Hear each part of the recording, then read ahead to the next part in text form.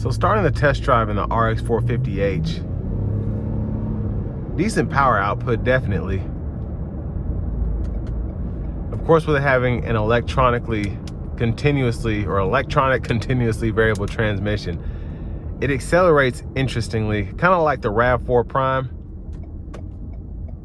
but still pretty quick.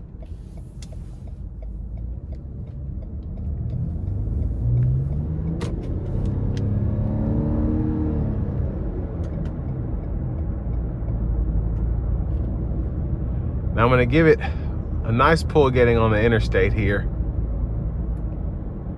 I'm gonna give myself a little space. Since no one's behind me, this should be fun. All right, foot to the floor.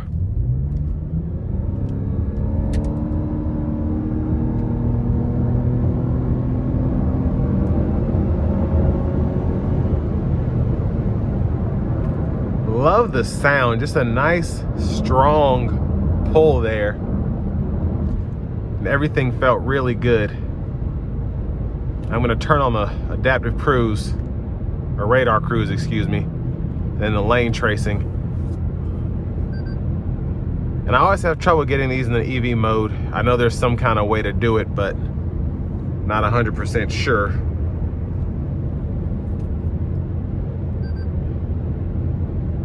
But cruising here, ride is pretty good. Even with the bigger 20-inch alloy wheels, not intrusive at all in terms of road noise. This just feels like a Lexus as I'm driving it.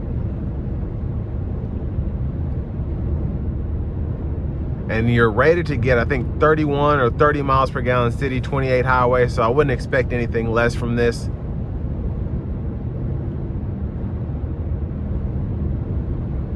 But yeah, the ride is very, very good. I'm very impressed. Even though it's a Lexus, I wasn't expecting it to ride this well, especially since it's a hybrid. And again, having these bigger 20-inch wheels, I don't feel like I'm losing anything in terms of comfort and ride quality. So I'm in EV mode now. I came to a stop and I was able to get it on, so we'll see how it does. So basically, I just gave it a little tap to go, and it still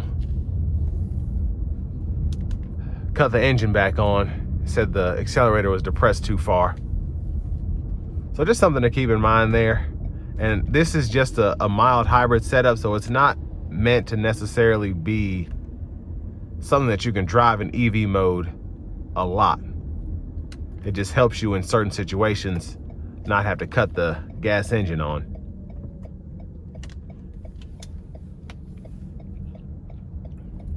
But in terms of competition, I do feel like this is one of the best options, and I think it's starting to become fewer and far between as people start to go to 4-cylinders that are turboed and things of that nature. They think, why do we need to have a hybrid V6? But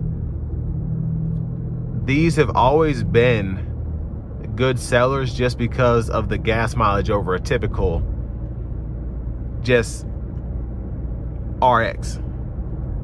So the non-hybrid models tend to get a lot less in terms of fuel economy, and they're still decent, but these are just so good. I mean, you're getting 31 miles per gallon with this SUV, so.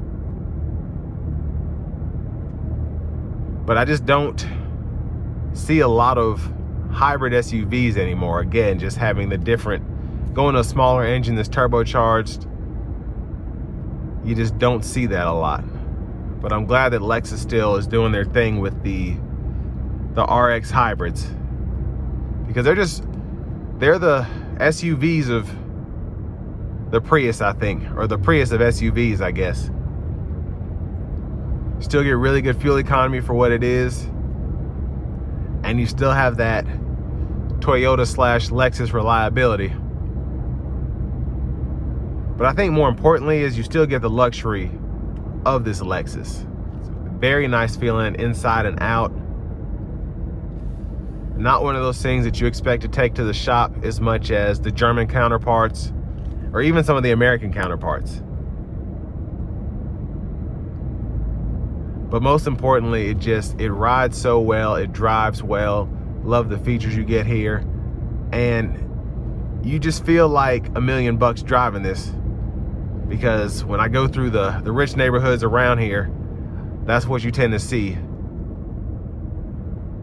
A lot of older Lexus RXs. So, well, with all this being said, pretty impressed with the vehicle overall. And this will bring me to the end of my review of this 2022 Lexus RX 450h.